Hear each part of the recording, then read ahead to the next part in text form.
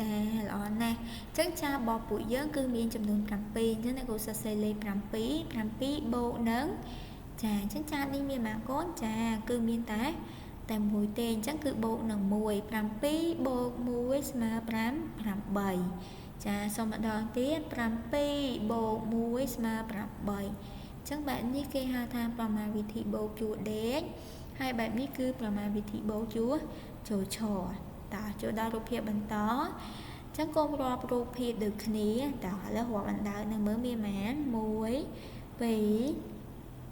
2 3 4 5 6អញ្ចឹងអណ្ដើកមាន6អ្នកគ្រូសរសេរលេខ6បូកនឹងប៉ុន្មានគាត់នេះមានប៉ុន្មានអណ្ដើកនេះ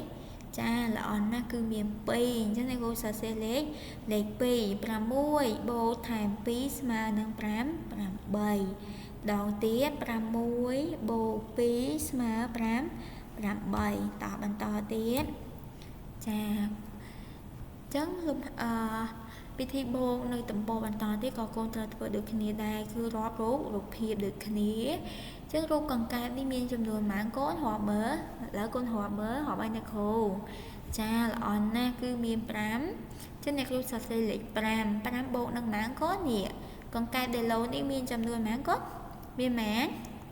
ចាល្អណាស់គឺមាន3បូក3ស្មើនឹង8ម្ដងទៀត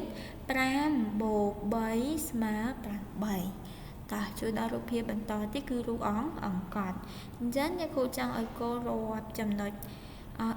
ចាសុំទោសរាប់ពីចំណុច0មកដល់លេខចំណុចលេខ4នេះតើមានចំនួនប៉ុន្មានប្រឡោះមើលកូនណាដឹង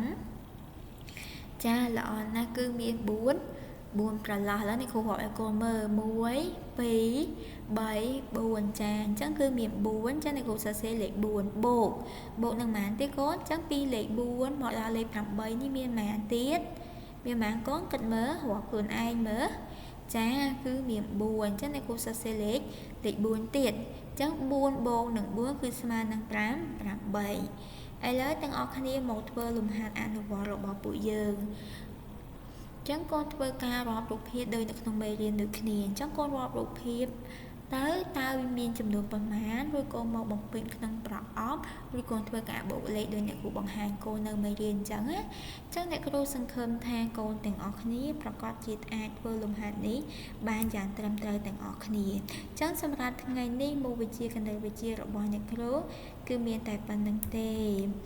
សូមអរគុណសម្រាប់ការយកចិត្តទុកដាក់របស់កូនជួបគ្នានៅវីដេអូក្រោយៗទៀតសូមអរគុណសូមជម្រាបលា